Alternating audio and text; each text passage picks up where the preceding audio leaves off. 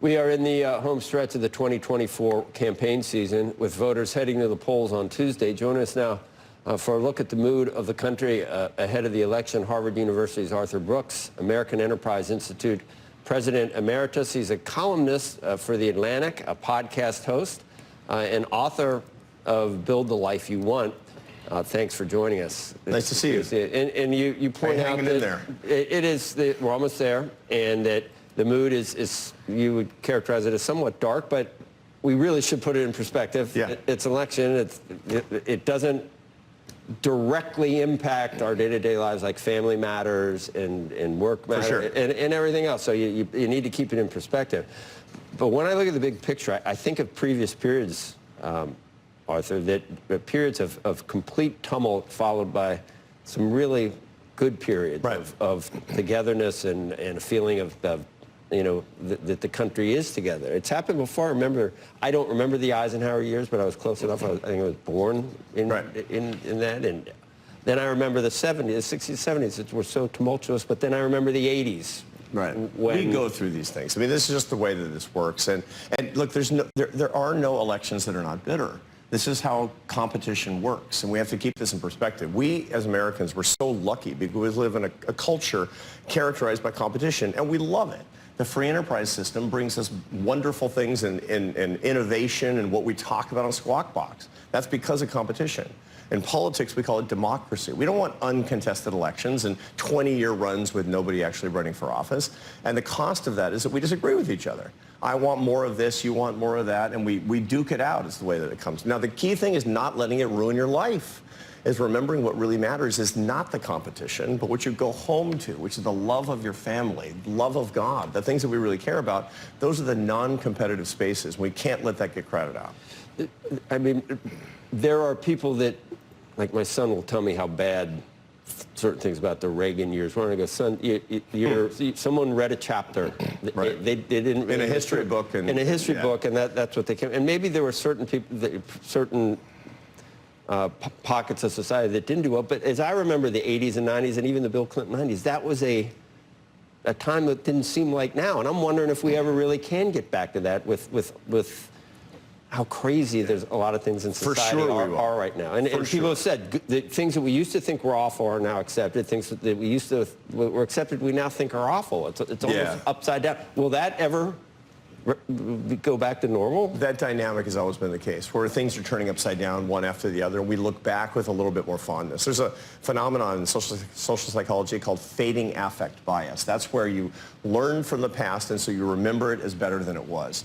In the 80s, my parents, holy cow, I grew up in a left-wing household in Seattle, and my parents thought that Ronald Reagan was going to get Granny kicked out into the snow and get us into a nuclear war, and now those are the golden years. It always depends on your perspective. Yes. If you were somebody in the 80s who lost your job, who got shut down in industries. That happened in the late 70s and early 80s. After that, everything went better. But there was Iran-Contra, which was a real scandal. I mean, people felt really bad about it as the bottom line. Here's the thing for us to keep in mind.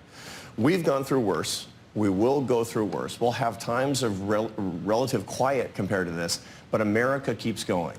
Markets keep working. Democracy keeps working. We still have our families. We still have these beautiful things, and everybody still wants to come. I'm not optimistic for 4 years, Arthur. If it's Trump, there's going to be half of this country's going to be, I don't know. Half this country's going to be mad either way. And the other way, it will too. But half the country's going to leave the United States, supposedly, if Trump gets. Yeah, but no. But here's my question though. Is it different this time? What is the difference of social media and riling up the extremes on both sides and feeding you what you think or what you're predisposed to think, and then amping you up on whatever those thoughts are? Because so what's happening is that we are antagonistic feelings. For sure. What's happening is that we're overdosing on information. So we're information binging. That's what happens when we have the screen in our pockets, not just social media, but the screen, which is ever present. True. I mean, watch TV in the morning, get it done, read the newspaper, and go on with your day. That's the healthy way to do this. And so the way that all of us can be happier, look, this is not unprecedented, the bitterness that we're feeling. America's actually going to be fine. The problem is the cost of this is that the information binging is leading us to be less happy than we could be. taking it more seriously than we actually should, thinking that what's going on in Washington, D.C., that's really going to affect your life. Can you explain this? If you look at some of these studies and polls, you know, a decade, even 2 decades ago, 20% of Americans actually thought that whoever the president was mattered to them personally. Today, the number's like 60 or 70% in this sort of uniquely tribal situation. What is that people have decided? If 2 decades ago people thought the president, it's fine, whoever it is, I can survive. It's like, it's not going to change their life so materially. And now believe that it is going to change their life so materially, even though the statistics would suggest, I would imagine, or hopefully, that maybe it won't. Though I know, I know with this particular election, there are people who genuinely believe it could change their life. And by the way, actually, maybe there's an argument to be made that actually it could change your life. Very few people, that's the case. For the vast majority of Americans, what can change your life, not dramatically, but somewhat, is local politics, local action, what's happening in your community. And that's exactly what people are not getting involved with. So what happens with the ever-present media in everybody's face all the time is they start to believe that citizenship means being sufficiently outraged about what's going on in Washington, D.C. That's wrong. That's not citizenship. So what's happening is we have this information overload. So whereas 20 years ago, 30 years ago, 40 years ago, 20% of people would say, this really matters a lot. Most people say, it's politics. I want one person to win. And by the way, in the 80s, people were really, really upset when their person didn't win.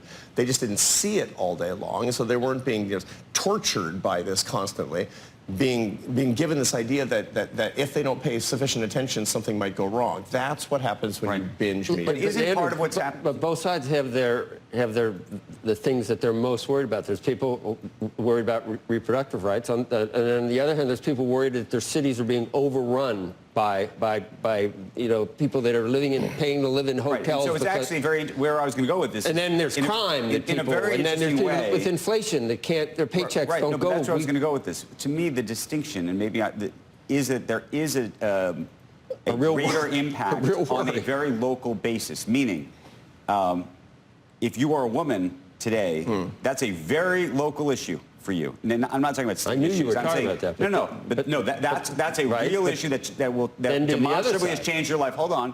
And then, but the other distinction is taxes. So taxes impact your wallet. Right. It used to be that the debate was between, 35% and 37% or 33%. I mean, we were talking about sort of marginal differences, right? Right. Now we are into a whole other landscape where the distinction between what people think is both acceptable and what one side is asking for and what the other side is asking for are like night and day. And that actually, I think, is a real thing to people. Well, we got to keep this in perspective. People were really, really worried about abortion rights in the 1980s and 1990s. They absolutely were. And they were talking about it in the very same way.